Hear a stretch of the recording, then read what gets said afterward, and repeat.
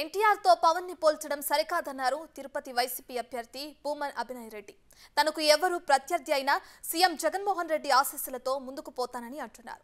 భవిష్యత్తులో తిరుపతి అగ్రశ్రేణి నగరంగా తీర్చిదిద్దడంతో పాటు సంక్షేమం, ఉపాధి కల్పించే విధంగా పనిచేస్తానంటున్న భూమన్ అభినయ్తో మా ప్రతినిధి Damodar face to face. Abhinay Reddy ఉన్నాడు, ఆయన అడిగి తెలుసుకున్నాం. కంగ్రాచులేషన్స్. మీరు అంటే ఇంత చిన్న వయసులోనే ముఖ్యంగా గతంలో చాలామంది ప్రముఖులు 1952 నుంచి ఇప్పటి వరకు అటు వరదాచారి గారు కానీ, ఎన్టీ రామారావు, చిరంజీవి, అదేవిధంగా మీ ఫాదర్ కూడా ఒక ఉద్దండుడే. అటు రాడికల్స్ ఉద్యమం నుంచి ఇటు ప్రజాస్వామ్యం వైపు మళ్ళీ నాయకుడు. ఇలాంటి వారు ప్రాతినిధ్యం వహించిన నియోజకవర్గంలో అధికార పార్టీ తరఫున బరిలో దిగుతున్నారు. ఎలా ఫీల్ అవుతున్నారు? దీన్ని నా పూర్వజన్మ సుకృతంగా నేను భావిస్తున్నాను. ముమ్మాటికి ఈ అవకాశం రావడానికి గల కారణం రాష్ట్ర ముఖ్యమంత్రి, వైఎస్ఆర్ కాంగ్రెస్ పార్టీ అధ్యక్షులు జగన్మోహన్ రెడ్డి గారు నా మీద ఉంచినటువంటి నమ్మకమేనని నేను భావిస్తున్నాను. ఆయన ఉంచిన నమ్మకాన్ని పూర్తిగా నిలబెట్టుకునేటటువంటి పరిస్థితిని కూడా నేను తీసుకొస్తానని తెలియజేస్తున్నాను. ఇప్పుడు వారసత్వంగా అంటే తిరుపతి జిల్లాలో ఇప్పటికి 2 వారసులకు టికెట్ ప్రకటించారు. కానీ మీది కొంత అయోమయంలో, అంటే ఫస్ట్ మీరు డిప్యూటీ మేయర్ అయిన తర్వాత ఎమ్మెల్యే అభ్యర్థిగా ఉంటారా లేదా అనడము, అంతకుముందు మీ నాన్న ఇదే నా చివరి ఎన్నికలని 2019 ఎన్నికల తర్వాత ప్రకటించిన నేపథ్యంలో కొంత సామాజిక వర్గాల సమీకరణ అంటూ కొంత హడావిడి జరిగిన నేపథ్యంలో మీరు బరిలో లేరనే ప్రచారం కూడా జరిగింది. అప్పుడు మీరు ఎలా ఫీల్ అయ్యారు? అయోమయం మీకుందేమో కానీ అన్న, నాకు మాత్రం ఎప్పుడూ లేదు. ఖచ్చితంగా జగన్మోహన్ రెడ్డి గారు నా వెన్ను తట్టి ప్రోత్సహించినారు. నేను డిప్యూటీ మేయర్ అయ్యే నాటికే జగనన్న చాలా క్లియర్గా, అభినయ్ ఇంకో 2 ఏళ్లలో ఎన్నికలు రాబోతున్నాయి, నువ్వేంటనేది నువ్వు నిరూపించుకునేటటువంటి అవకాశం నీకు వచ్చింది. ఈ 2 ఏళ్ళు బాగా కష్టపడు, పార్టీని తిరుపతిలో మరింత బలోపేతం చేయడానికే నువ్వు తీసుకునేటటువంటి నిర్ణయాలన్నీ కూడా ఉపయోగపడాలని నాకు చెప్పారు. సో నాకు చాలా స్పష్టత ఉంది.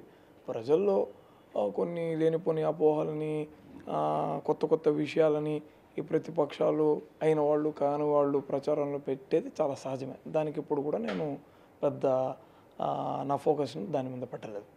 తిరుపతి అర్బన్ నగరం అంటే ఇది ఇక్కడున్న వాళ్ళు స్థానికులు కాకుండా ఇతర ప్రాంతాల నుంచి, ఇతర రాష్ట్రాల నుంచి, దేశం నలుమూల నుంచి వచ్చిన వారు ఇక్కడ స్థిరపడ్డారు. అంటే వీరందరికీ సంతృప్తి పరిచే విధంగా మీరు ఎలాంటి ప్రణాళికతో ముందుకు పోబోతున్నారు?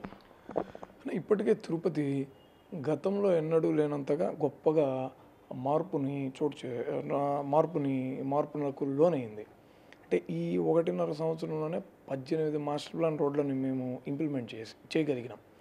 నిజానికి 2022 జూలై 15న కౌన్సిల్లో 14 మాస్టర్ ప్లాన్ రోడ్ల ప్రతిపాదనలు తీసుకుని వచ్చినప్పటికీ దాన్ని 18కి పెంచి చెప్పిన గడువులోనే, నిర్ణీత గడువులోనే ఈ రోడ్లని పూర్తి చేసి తిరుపతి నగరవాసులకు అందుబాటులోకి తీసుకొని వచ్చాం. దీనికి గల ఈ రోడ్లు వేయాల్సిన దానికి నేపథ్యం ఏంటంటే, గత 7-8 సంవత్సరాలుగా తిరుపతి నగరం పూర్తిగా ట్రాఫిక్ కోరల్లో చిక్కుకుపోయింది. దీని నుంచి బయట వేయడానికి గల ఏకైక మార్గం మాస్టర్ ప్లాన్ రోడ్లను ఇంప్లిమెంట్ చేసి తీరక తప్పని పరిస్థితి ఏర్పడింది. ఎన్నో ఛాలెంజెస్ ఉన్న దాన్ని పూర్తి చేసాం. 18 మాస్టర్ ప్లాన్ రోడ్లు, 7 ఫ్రీ లెఫ్ట్లు, 5 స్లిప్వేలు, నగరాన్ని సుందరీకరించడంలో భాగంగా ప్రధాన కూడళ్లను అద్భుతంగా తీర్చిదిద్దడం, ఇవన్నీ కూడా ప్రజల్ని చాలా గొప్పగా ఆకర్షించాయి. వాళ్ళ ప్రధాన సమస్యను పరిష్కరించగలిగామన్న నమ్మకం మా మీద వచ్చింది. మేము భవిష్యత్తులో ఇంకో 12 నుంచి 14 మాస్టర్ ప్లాన్ రోడ్లకు ప్రతిపాదనలు కూడా గత కౌన్సిల్లో తీసుకొని వచ్చి ఇంకో 2 ఏళ్లలో పూర్తి చేస్తామని చెప్పినప్పుడు వైఎస్ఆర్ కాంగ్రెస్ పార్టీ తిరుపతిలో ఐటీ పెట్టుబడులకు చాలా అనుకూలంగా ఉంది, మేము తగిన ఇన్ఫ్రాస్ట్రక్చర్ని ప్రొవైడ్ చేస్తాం. ఈ రోడ్లు వేసినటువంటివన్నీ కూడా ఆఖరికి సెట్టిపల్లికే చేరుతాయి అన్నమాట. ఇవంతా కూడా ఒక ప్లాన్డ్ ప్రకారం, ఒక ప్లాన్తో నడుస్తున్నాం. ఇవన్నీ పూర్తయితే తిరుపతి మహానగరంగా ఆవిర్భవిస్తుంది.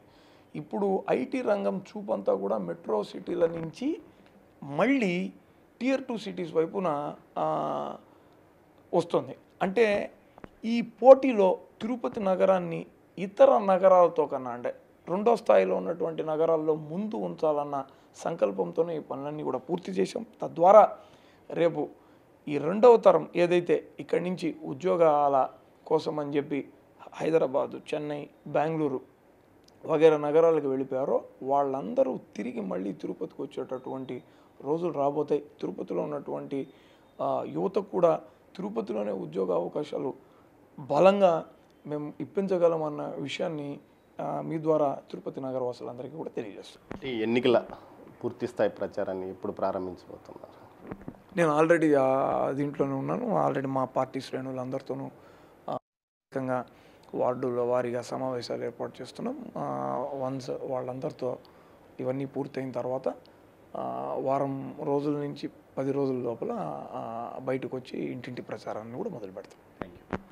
ఆధ్యాత్మిక రాజధాని తిరుపతిని సర్వతోముఖాభివృద్ధిగా అభివృద్ధి చేయడమే కాకుండా పూర్తి స్థాయిలో తన మీద ఎవరు ఎన్ని విమర్శలు చేసినా, తన మీద కానీ తన తండ్రి మీద ఎన్ని విమర్శలు చేసినా తాము మాత్రం తిరుపతి అభివృద్ధికే కట్టుబడి ఉంటామని అంటున్నాడు తిరుపతి వైకాపా అభ్యర్థి భూమన్ అభినయ్ రెడ్డి.